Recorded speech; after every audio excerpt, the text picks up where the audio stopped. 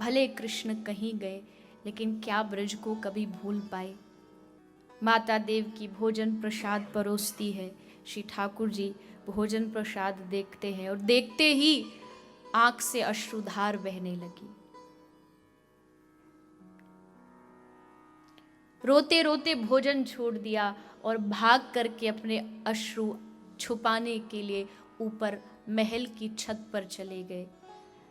माता देवकी को ये बात थोड़ी अच्छी नहीं लगी कि मैंने भोजन प्रसाद अपने हाथ से बनाया और इसने चखा तक नहीं, छोड़ के चला गया। माता देवकी उद्धव से कहती है, उद्धव तू तो इसका यार है, तू तो मित्र है, कृष्ण का सखा है। जो बात व्यक्ति किसी से नहीं कहेगा मित्र से कह सकता है, मुझसे नहीं कहेगा पर तुझसे कह सकता है। जरा पूछ तो ये कृष्ण इतना दुखी क्यों रहता है, परेशान क्यों रहता है। उद्धव कहता, माई तू चिंता मत कर, देख मैं अभी पूछ के आता हूं, तुझे सारी बात बता दूंगा। भागकर उद्धव छत पर गए, देखा वृंदावन की ओर निगाहें करके श्री कृष्ण रोए जा रहे। उद्धव ने कहा, प्रभु आप क्या कर रहे हो, आप कौन हो, आप मथुरा के राजाधिराज हो, आप जगत पिता परमात्मा, और आप किसी के लिए क्यों रो रहे हो आप।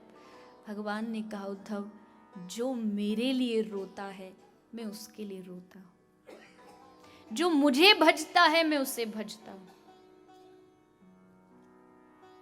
आज भी ब्रज की ओर निगाह करके देखूं तो मुझे लगता है कि मैं गुनहगार हूं। सब लोग कह रहे हैं कृष्ण तू मत जा, तू मत जा, लेकिन मैंने कहा आप सब घबराओ मत, मैं परसों वापस आ जाऊंगा। मैंने वादा तो दे दिया उद्धव, लेकिन आज तक मैं जा नहीं पाया। और मैं इस बात को भी जानता हूं कि आज पूरा ब्रज अगर किसी आशा पर टिका है, जिंदा है, तो सिर्फ इस बात पर कि कृष्ण लौट के वापस आएगा।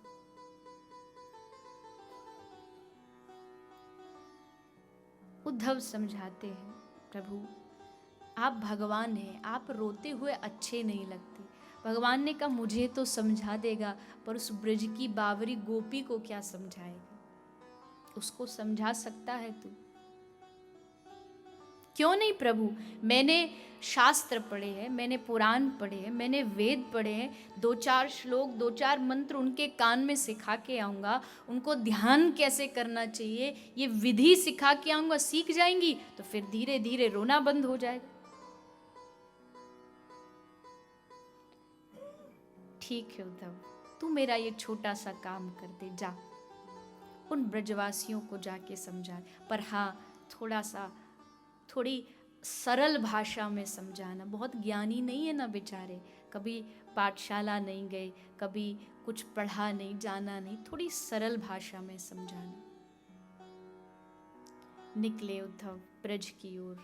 क्या कहें, उस भूमि में ही ऐसा नशा है। उद्धव घुसा और घुसते ही प्रेम की हवा ने उद्धव को स्पर्श किया, वायु का स्पर्श हुआ, रोम रोम उद्धव का पुलकित हो उठा।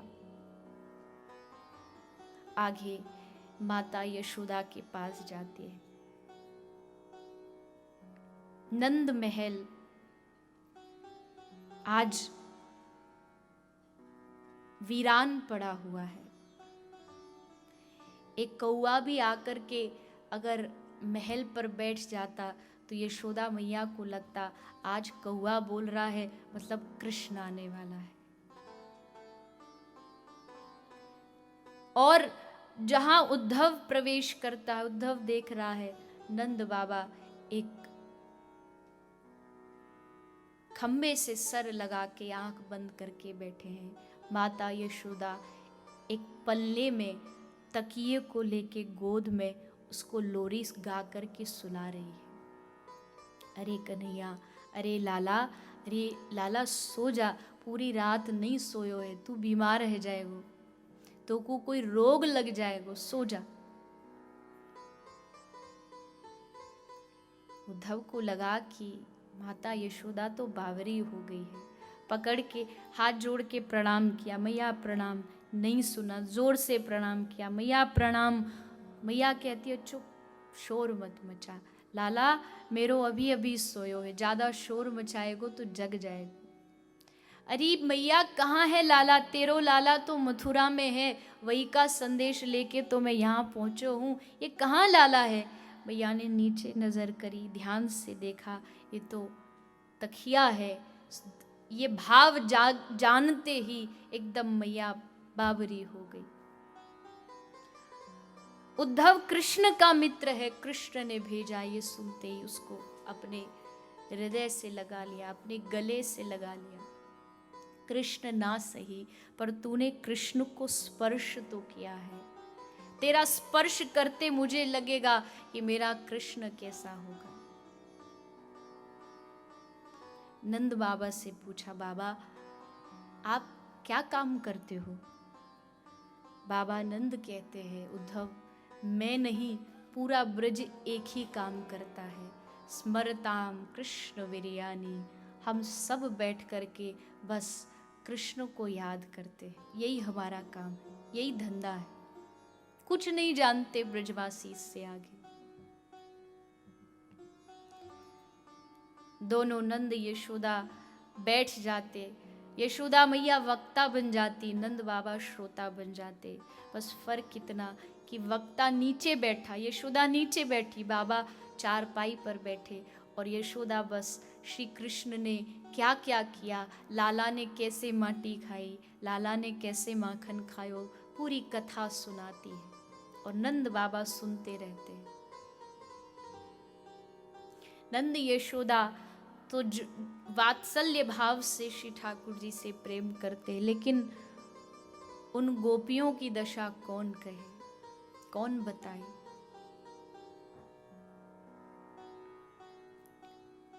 हाथ में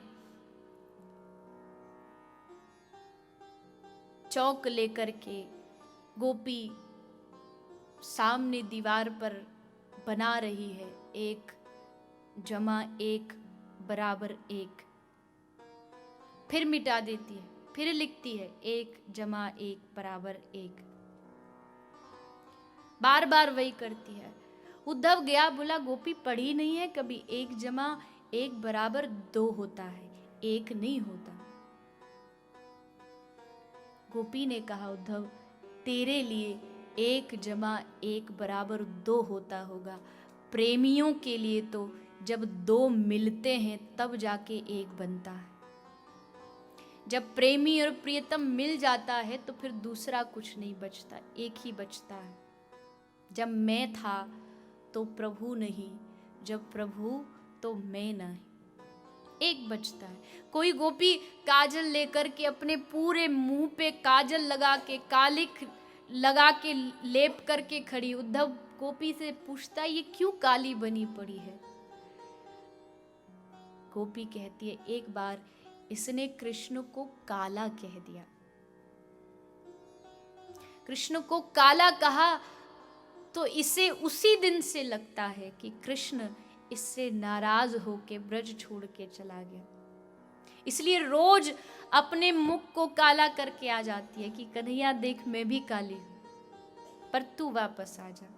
एक गोपी बस खड़ी खड़ी नाच रही है, नाचती जा रही है, नाचती जा रही है। तू ये इतना क्यों नाच रही है। बोले एक बार कन्हैया इसके घर आया, इसने कहा तुझे माखन चाहिए तो नाच के दिखा।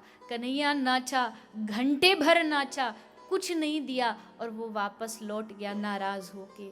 जब से कृष्ण गया है तब से हर रोज नाचती है, हर रोज नाचती है कि हे कृष्ण तू वापस आ जा, मैं जीवन भर तेरे लिए नाचने के लिए तैयार हूं, पर वापस आ जा।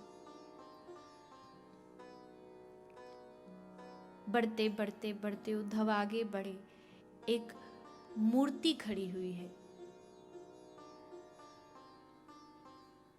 उद्धव ने पूछा, गोपियों क्या तुम ब्रजवासी इतना भी नहीं कर सकते कि इस मूर्ति के लिए अच्छा कोई मंदिर बना दो, स्थल बना दो, वहाँ रोज पूजा अर्चना हो जाए, इसकी सुबह शाम आरती हो जाए। ये मूर्ति जंगल में खड़ी हुई है।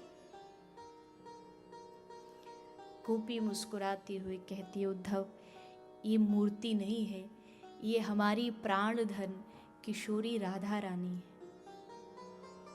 एक बार कृष्ण के विरह में सुबह खड़ी हो जाती है तो दिन भर खड़ी रहती है, बैठ जाती है तो दिन भर बैठी रहती है। इस दशा का कौन वर्णन कर सकता है? प्रेम क्या होता है ये ब्रज की गोपियां सिखा रही है।